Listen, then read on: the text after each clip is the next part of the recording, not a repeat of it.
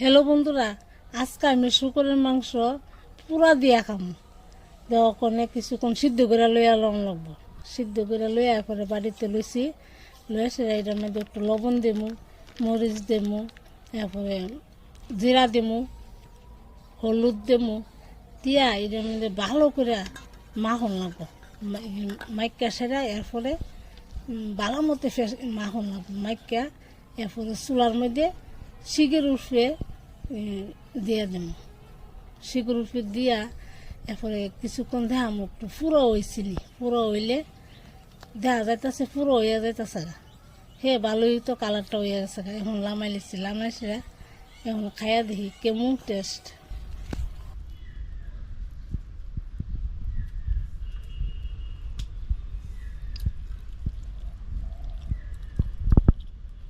সেই সাথ সাবস্ক্রাইব।